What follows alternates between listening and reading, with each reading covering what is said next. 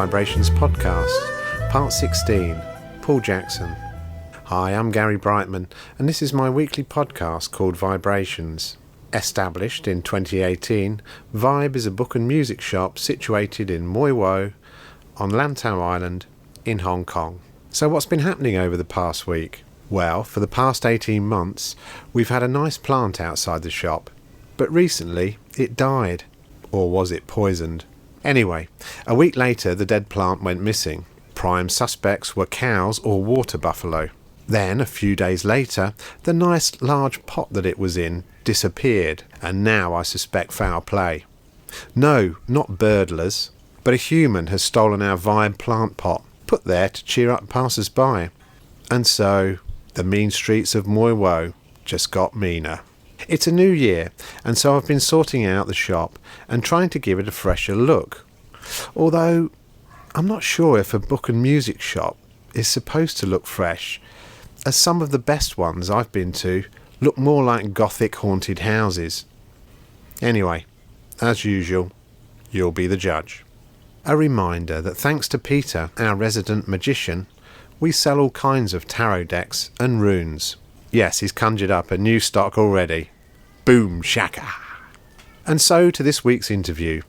We continue with my Colonial ex-policeman, and this week it's Paul Jacko Jackson who's being brought to book. Paul was born in Malta and spent an early childhood there, and also in Germany before his parents decided to return to their roots in northern England. He still blames them for his love of Barnsley Football Club, the nearest team, which he can't seem to shake. Qualified in electronic engineering and telecommunications, upon graduation from Liverpool University in 1988, Paul naturally decided to seek a career in the Royal Hong Kong Police. There was just something about the uniform, and thus began a lifetime of adventures. One of Paul's early postings was as an inspector in charge of Tai O Police Station. Like most who have served there, it turned out to be the most memorable time in his career. More on that later. He also had the honour of being the last inspector to officially live in Tai O Police Station, which is now the Heritage Hotel. Tai O was the only place where Paul needed to open fire. 3 shots! Bang, bang, bang! 3 kills. More on that later. The rest of Paul's early police career was spent on marine police boats, dealing with smugglers, illegal immigrants, and Vietnamese refugees. Mostly working for, yeah, you guessed it, Les Bird. 2 weeks ago? Were you listening? Les Bird, hello? Do you ever listen to my podcasts? Is anybody out there? In the mid-90s, the world started changing as technology came to the fore. Paul's engineering background suddenly became highly relevant, and he was pulled into technology-related policing, and this proved to be a turning point. From there on, he helped found the police's technology crime investigation capability and supported many major investigations where the technical components proved pivotal. In 2010 it was time for a change, and the lure of the dark side proved too much. Paul moved to JP Morgan and was quickly promoted to run cyber investigations. Unfortunately, this meant leaving Hong Kong for a while to live in New York, but the experiences there were immense. It also set him up for the current phase in his career, once he had escaped from America, to return to Hong Kong. Paul now lives back on Lantau in Chengsha, and he is proud to lead Kroll's Asia-Pacific cyber risk practice. Paul has been a keen rugby and football player during his time in Hong Kong, and holds the proud record of being the last successful Old Bill captain ever. These days he prefers golf and can sometimes be seen running along Lantau's many trails or out in his kayak off the coast of Poi O and Chengsha. That is, when he's not in Vibe Bookshop. Welcome to Vibe, Jacko. Well, thank you very much for having me, Gary. Pleasure as always. Okay, so as we do, we're going to start off with 10 quickfire questions, but not necessarily quickfire answers. First question, favourite book or author? Right, so I'm an avid reader, as you know from our discussions, and hence why I love being in your bookshop. But what I found in recent years is that I really enjoy books that kind of make you think. Right, and, okay. I guess this started when I stumbled across the book Freakonomics. back yes. in, I guess, in the mid-2000s, about 2005, I think it came out. And I read that and I thought, you know what? I don't agree with everything that he said, but it makes you think. It looks at things from a different point of view. And I kind of related that to the work I did in the police at the time. Okay. And, it made me sort of realise that there's always more than one way of looking at things. Yeah. And after that, I gravitated on books by Malcolm Gladwell. Favourite musical artist? Well, it has to be REM. Now, sorry about that, but they're a band that's defined my life. You know, I grew up with them. The only downside is that I missed the Hong Kong concert. So they played one time in Hong Kong on February the 5th, 1995, which was the day after my son was born. My first child was born, and he was born very prematurely. Right. So I got front row seats in the Queen Elizabeth Stadium to see REM. And my son arrived very, very prematurely. In fact, at the time, he was the record holder for the smallest surviving baby in Hong Kong, born at just 24 weeks, 1 pound.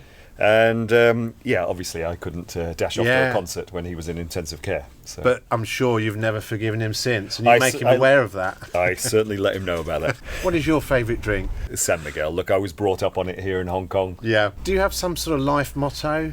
Yeah, I do, and it kind of relates to my favourite kind of reading material, and that is basically open your mind before you open your mouth. Do you have a favourite Hong Kong walk? I mean, look, I'm a Lantau dweller, Lantau lover, so it has to be on Lantau, but I'm a big fan of the the walk from Shek Pik Prison, the reservoir there, round to Tai O via Fan Lao. I just think the diversity of scenery there. Yes. You know, you've got the coastal cliffs, then you pass the rather underwhelming fort at Fan Lao. Fan Lao fort, And if you've got the energy, there's the view out over the lighthouse that's right at the westernmost tip there. Yeah. And then coming back, you pass through the organic farms that have been built at EO, obviously ending up in beautiful Tai O. Favourite Hong Kong restaurant? Yeah, so I have a couple here. So when I'm in town, I'm a steak lover. So I tend to gravitate back to the La Pampa up on in Soho. Yeah, up the escalator there, and the Argentinian steakhouse. Friendly, always have a good chat with the manager there. Yeah. But having said that, Tai O, obviously come back to Tai O because I go there a lot. Yeah. Living on the island, and you can't beat Wong Wah Tea House. With the best dim sum on the island. Right. And fabulous little corner shop there along the Wing On Street, the main street. Faced with a python whilst walking up to the peak, what would you do? All right, so I would run, because I have a real snake phobia. I hate snakes. And what's the best advice you were given? So I went to university in Liverpool, and I was sat in the pub one lunchtime, and I'd already applied to join the Merseyside Police, and my friends knew this. And one of my friends walked in the pub one lunchtime near to graduation, and he plonked down a copy of the Daily Telegraph on the table in front of me, and he said, "Oi, Jacko, you want to be a pig? Why don't you join the Royal Hong Kong Police?" Finish this sentence. I live in Hong Kong because... Well, I have to say it's because it's an adventure, right? Yeah. And I've always felt life should be an adventure, and you can't do better than being in Hong Kong. Yeah. It's the centre of there's so much going on here for starters, and you're in the centre of Asia where there's life is just an amazing adventure, and I've just been privileged to live here. Favourite area of Hong Kong? Well, I think I'm following Les here probably in saying that Tai O. It holds a special place in my heart because it was just I was so young when I was posted there. So much happened there, and it sticks in your memory. It's so unique in Hong Kong, right? And it really has a special place. A close second though, because I'm a tech guy, is Sham Shui Po. And, I could spend the whole day literally walking around the shops and the computer malls and the electronic stores. You came to Hong Kong in 1988, and your first posting was indeed Tai O, wasn't it? That's almost correct. Okay. So when I was at training school, which is 9 months long, it's quite an intensive training. When you come to the end, you have a kind of wish list of places that you can be posted to. It doesn't actually mean anything. You can randomly be posted to any uniform branch within the police force. Right. So I consider myself lucky. I ended up getting posted to the Marine Police. So unlike in other countries, the Marine Police here is like the Coast Guard. So it's not separate; it's part of the police force. And what an adventure it turned out to be! At that time, as you heard from Les, there was a lot of smuggling going on. There were still Vietnamese refugees coming over. The second wave was still coming over in the late 80s. Right. And we had all the camps set up, which were managed by Marine. And it was just so much going on. And yet you got to see parts of Hong Kong that your average Hong Konger has never seen. The boats go out to all the remote places, all the remote islands, the remote coastline, and you really get a feel for Hong Kong. So as my first posting, it really gave me a solid understanding of Hong Kong. The geography of the place, from sort of Sai Kung to Lantau and across to Tolo Channel and all that sort of. That's exactly right. But very soon after I joined the Marine Police, I saw the posting come up in Tai O.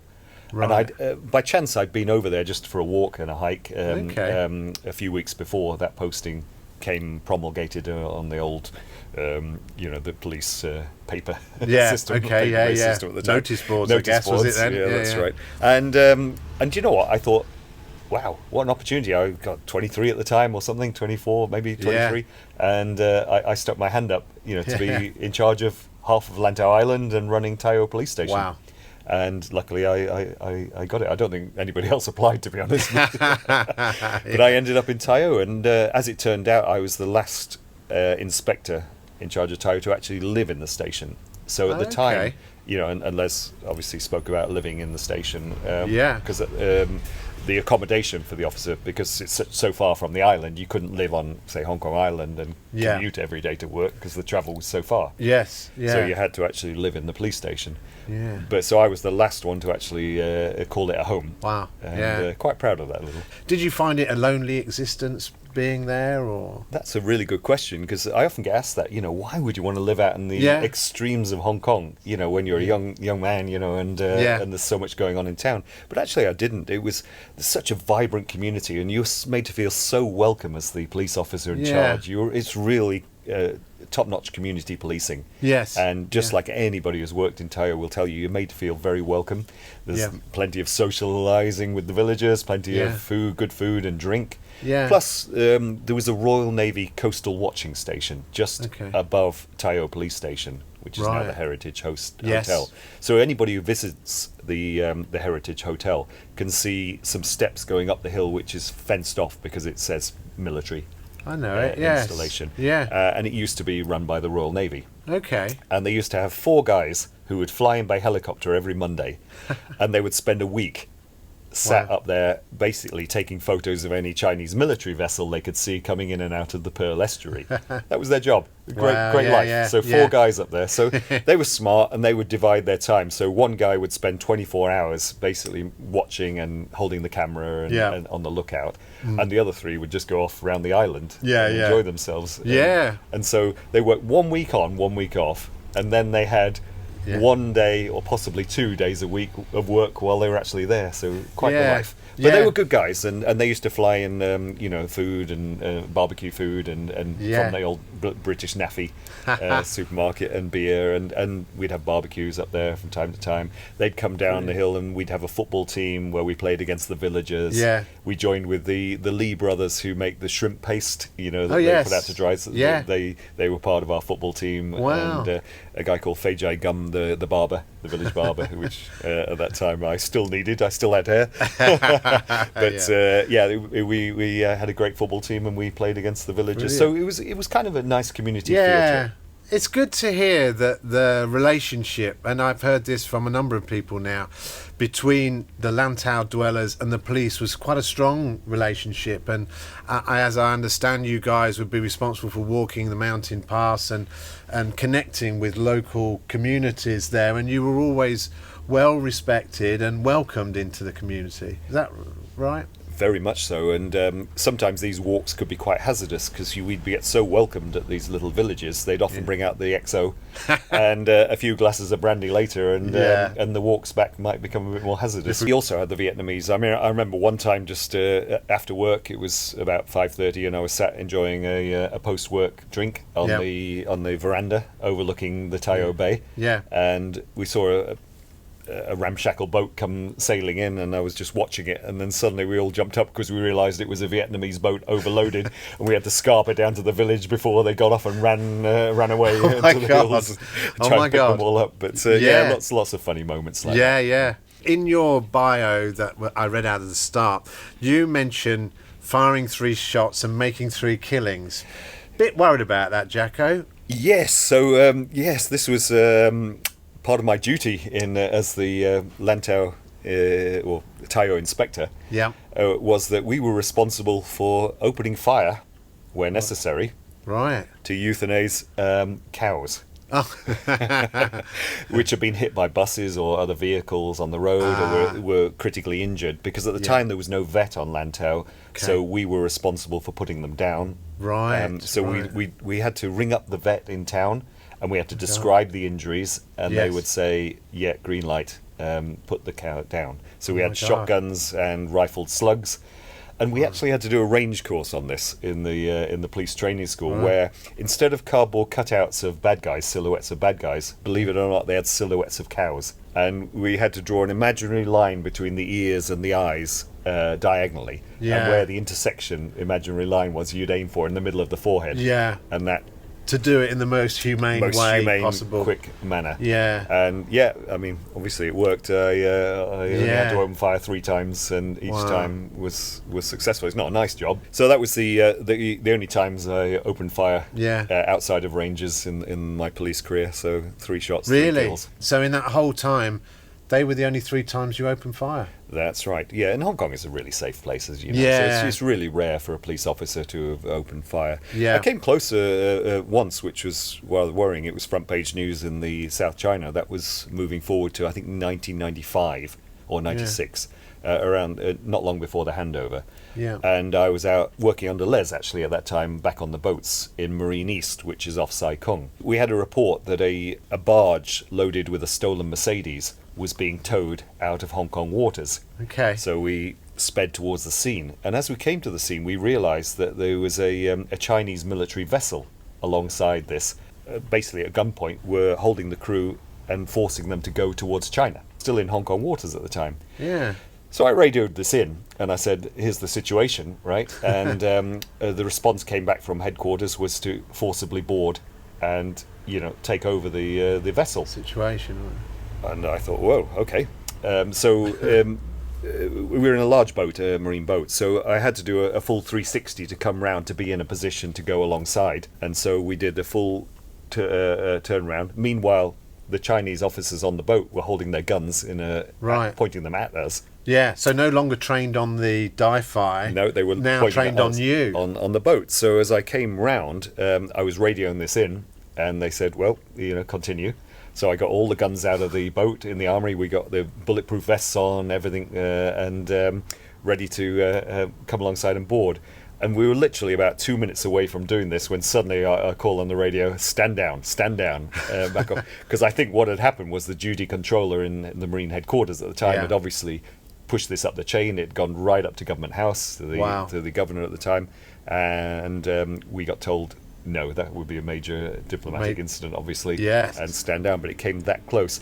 But it was on the the front pages of the South China for a while. This incident, the Royal Navy were very upset that they weren't called in and called to help deal with it as well. Yeah. But ultimately, we just stood off and watched them, and eventually they left Hong Kong waters. Nothing more we could do. So, that was an interesting moment. So was that normal for the Chinese PLA forces to be in Hong Kong waters? No, incursions into Hong Kong waters were rare, and they were frowned upon, of course. So this was a rare incident, and it certainly caused a lot of fuss. And what happened to the die-fi in the meantime? Did that speed off and get over the... No, they stayed with the barge. Okay. And carried on pulling this Mercedes across into Chinese waters. Goodness knows what happened after that. Your 1988, that first few years here, what did you do from there? What was your next role? Right, so stepping back a little bit, when I was at university, I did engineering, so I did electronics and telecommunications at Liverpool University, and so I always had a technical background. Right. But the reality was, I'm a real outdoor person. I'm a sort of rugby guy and outdoor person, and at that time, being an engineer didn't appeal to me. Sat in the confines of a small office. And policing had, for whatever reason, had always appealed to me, and I wanted to join the Merseyside Police until that fateful day when I heard about the Hong Kong Police. Now, when I joined the Hong Kong Police, obviously being in Marine was fantastic. Chasing smugglers, the outdoor life. It was Miami Vice. It was every young male's dream, right? And being out here in Hong Kong, and I did this for 7 years, and I spent many of those years working for Les, who was a fabulous boss, and they were really one of the funniest stories. Les probably won't thank me for telling you this, but it must have been '94 or something like that. We were in Marine North, which is near Tai O, north of Sha Tin, between Sha Tin and Tai O, and we were in the divisional headquarters, and we had a visit from the mainland, our equivalent in the mainland, Marine Police came over on a liaison visit. So they came in, and what they brought with them was this huge boat, ornate boat, about 2 to 3 foot long and about 2 foot high, made of shells, these tortoise-coloured shells. Really ornate and beautiful. And as a gift, and from their Marine to your Marine, and it was really nice. So it was put in the mess, and they disappeared later in the evening, and we carried on having a couple of shandies. San Miguel's, maybe.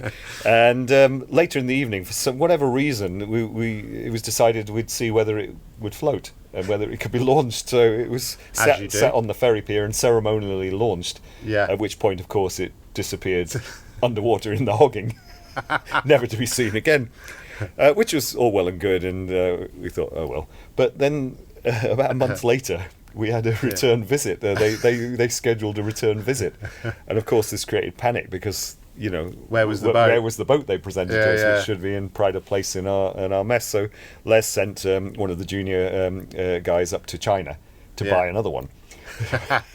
The trouble is, he managed to find one, but it was about a quarter the size of the original.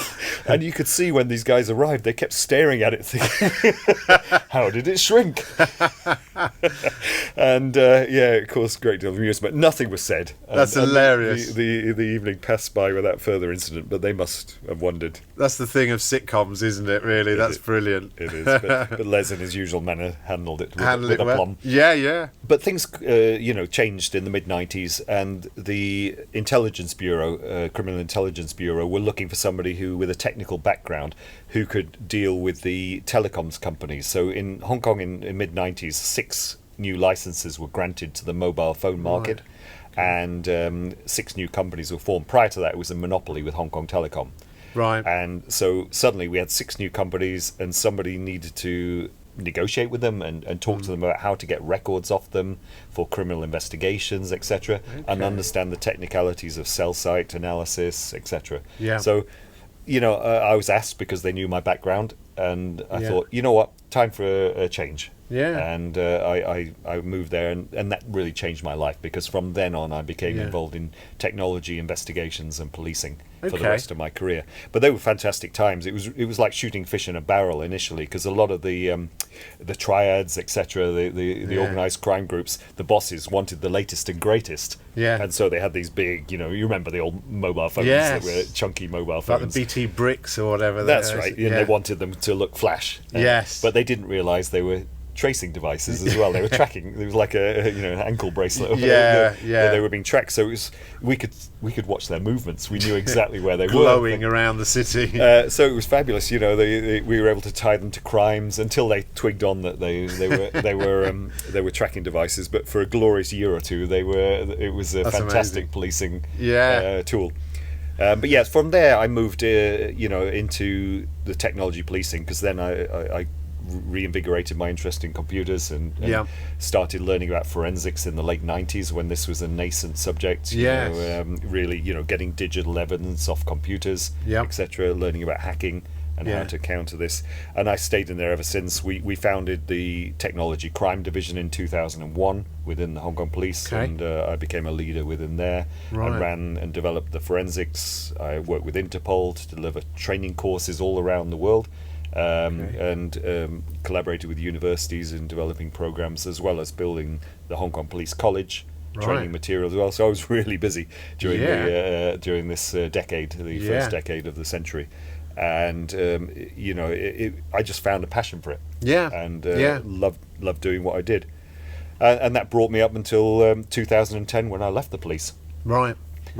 Okay. At this point, I felt that I had a glass ceiling, because in the police I couldn't go any higher and really stay in technology. So I was about to get promoted. I was on the reserve list for promotion, and if I did get promoted, I would probably have moved into a station as a admin, superintendent in charge of admin or something. Right. And out of technology crime policing, which I didn't want. So luckily I got an offer from JP Morgan, and I moved to JP Morgan in 2010. Right. Okay. My initial task there was to build up their forensic capability in APAC region. But luckily, when I was doing that, I got noticed, and they quickly promoted me and asked me to run the global cyber investigation team and move to New York. Now, that was a difficult one, because I had to leave Hong Kong for a little while. But at the time, I was, 23 years into my time in Hong Kong. Yeah. And I thought, maybe a change will do me good. Yeah. But I tell you what it did do for me was it reinvigorated my love of Hong Kong, because I realised the grass wasn't greener on the other side. Yeah. Well, it kind of was greener. Yeah, to start with. But it really, just wasn't an adventure anymore. Yeah. Very different. And I missed the adventures out in Asia. So although I had a brilliant time with JP Morgan in New York, and my team that I built there handled the world's biggest ever bank breach. Wow. In 2014, which is a real feather in my cap. You couldn't buy the experience, and a lot of other stories that I can't tell, unfortunately. Otherwise I'd probably be sued. But it was just amazing being in the mothership of the biggest bank in the world, really, and all the wheelings and dealings and the investigations that I had to undertake. Right. But certainly, of all the investigations, that one stands out. But there were a lot of memorable ones in the Hong Kong police as well. I bet. For many of those listening that have been here a long time, they may remember the Edison Chan. Right. Case. Scandal, I should say. So I was in the thick of that one as the forensic lead on that one. In other words, trying to understand how his. Just go a little bit back and just tell the listeners, Edison Chan, what was the basic premise of the crime there? Yeah, so Edison Chan was an up and coming canto pop star, come actor. Celebrity, really.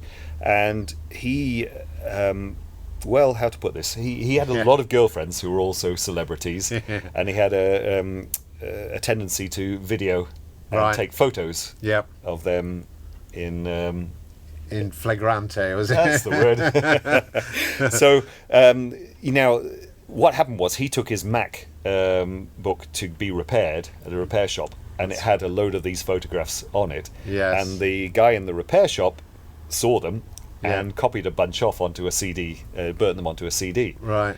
However, he sat on them for a little while. He didn't actually do much, except possibly, you could speculate he showed them to friends or whatever. But eventually he made a copy and gave them to somebody else, and they started to proliferate around. And one morning there was a story in the newspaper, that showed 2 or 3 of these photographs, obviously censored, in the newspaper, and a story about these leaked photos. My boss at the time came down to me and said, "Hey, Paul, these have got to be fakes. These can't be real. Can you examine them and see if they are real or fake?" So I thought, my first thought was, it's photoshopped. Then I started to do some spectral analysis on the photos and realised that they were genuine photos.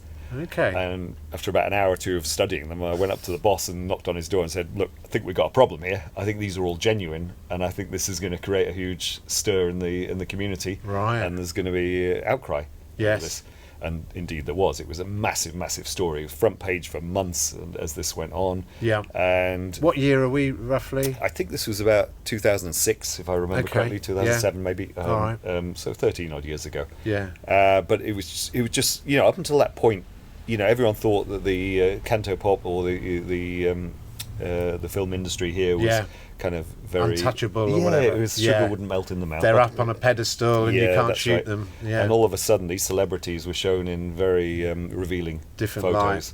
And it was there were a lot, and some of them were real stars of the the scene at the time. Some of these ladies, so it was a real challenge to unravel this one. Whether he'd revealed them deliberately, who had revealed them, whether whether some of the girls in there were underage, all sorts of angles to look at in the investigation. It just dragged on, and it captured the attention of the Hong Kong public. Yeah, and the imagination, I guess, as well. So, with being a police officer, my phone number was in the book and in public, and my phone was just ringing off the hook. The journalists ring up, who are the other girls? Who are the other ladies? Because there was a lot of photos that weren't leaked.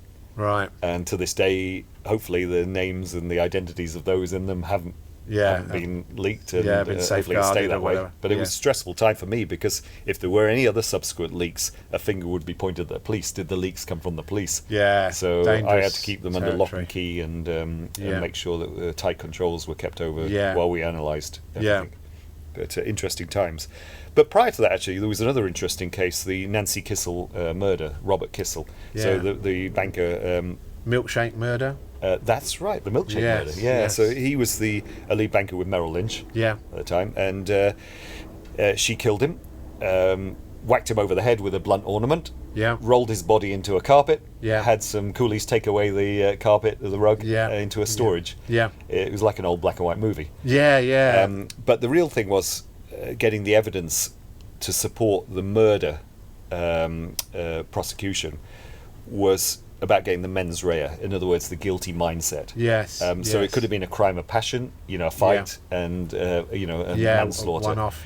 But here's where the computer evidence came in, because for those who followed the story, they'll know that he knew that she was having an affair with a TV repairman back in the US. That's right. And he'd hired a private detective, and all these communications came out in the analysis of the computer. Yeah. And she found out that he'd hired the private detective. We could see that. And so she knew that he knew. Yeah. And then she started searching for date rape drug, Rohypnol. And ultimately, of course, that was what she used in the milkshake to stupefy him before killing him. And so, therefore, the mindset, the guilty mindset, all came out, and it all came out through the computer evidence and the and what was in emails, etc. Wow. And that was in 2003. So that was the first real big case, murder case, that relied, almost entirely on the computer evidence to develop the mindset. Yeah. And it also helped me to get more resources, because then the bosses saw the importance of computer evidence, etc. So we were able to build the lab. More based on the evidence. Yeah, I mean, even I remember the early days of, emails were not admissible evidence in court, so that obviously flipped, and it probably would have been around that time, at the turn of the new millennium. Yes. That suddenly email could then be admissible as of court. That's absolutely right, and you have to prove to the court that nothing has been altered. Yeah. There's special steps that have to be taken to preserve the evidence, such that you can't dispute the authenticity of the evidence, and it really is quite a painstaking process to do forensic review. But it's like a puzzle almost. You're trying to tell a story out of the artifacts on a computer, what activity took place on a computer. And it really does, because we spend all our lives, especially nowadays with smartphones and computers, you could tell anybody's life just from examining the devices they use. Our digital footprints are enormous, really. That's right. The worry, isn't it, these days? Very much so, yes. So, these kind of cases were real, sort of early trendsetters, if you like, for setting standards and for a real shift in mindset in law enforcement about the value of technology versus sort of traditional approaches. Yeah, you can run, but you can no longer hide, basically. That's right. Or it's very hard to hide. Okay, so there are two very major cases, really, the Edison Chan and the Nancy Kissel. Yeah, front page news for seriously. For months. And to be involved on the forensic side of those cases, brilliant. Very much so. It's fascinating, and there's a lot that didn't really come out. Because obviously, you see pretty much everything, and you get to understand their lives and everything. So, like for example, a film has been made and books have been written about the Kissel murder. Yes. Never Enough, I think, is the name of the book. Okay. And you know, because it details about his family and about the wealth and really, other issues the privilege that go on, or whatever. The privilege, exactly, and you know, knowing the full backstory, the truth, because obviously the books are slightly glamorized or whatever. Yes, fictionalized. It's fascinating to know the full backstory. Yeah. Anything else you want to cover? Yeah, so obviously, you know, I came a full circle, and as you know, I moved back to Hong Kong and took up consulting. So I now work with a company called Kroll, and I do pretty much the same as I did in law enforcement. Really, we investigate cyber data breaches. Yeah, we we get some fascinating cases. Unfortunately, I can't really talk about them because they're quite confidential, reputational. But, yes, exactly. But you know, as a company, we deal with more than 2,500 incidents every year, so we see a huge amount of cybercrime and cases that go on. So it's really a fascinating world. But I made the decision nearly 3 years ago to move back, come a full circle back to the island, because as part of my role I was travelling so much, almost every week. And what I realised was Cheung Sa, where I live now, is 20 minutes away from the airport. You live in a beautiful area right by the beach, and yet you're 20 minutes away from the airport for the travel. Better. But travel is a bit of a thing of the past now, isn't it? So I have to move in there. And that's where I got to know you a lot better, because obviously I was constantly on the road and didn't have as much time, but now I'm here all the time and come to your come down to the local Vibe and that's spend a bit of time with Gaz. Yeah, good man, yes. Okay, so that just remains for me to say, Paul Jackson, thank you very much for coming. Thank you for having me. You can listen to all of our podcasts published at SoundCloud under Gary Brightman, or on YouTube under Live at VIBEHK, or follow the links from my website at vibehk.com. If you'd like to be interviewed for the weekly podcasts, or have a local Lantau business you want mentioned, then please contact me at Vibe. A reminder that we sell record decks, both pre-loved and new Audio-Technica decks, including a new Bluetooth deck, the AT-LP60 XBT. We sell 7-inch and 12-inch vinyl singles, vinyl LPs, and a vast range of CDs, all in good condition and at reasonable prices. Finally, a reminder that Vibe is open 7 days a week, every day of the year, from 12 noon until approximately 6:30 each evening. Well, that's it for another week. Thanks for listening to the 16th Vibe Book and Music Shop podcast called VIBErations. I'm Gary Brightman. You get my vibe? Can you imagine what this old island must have looked like to those Dutch sailors when they first saw it? Fresh green.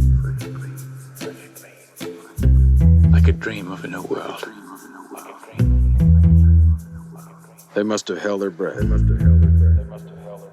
Afraid it would disappear before they could touch it.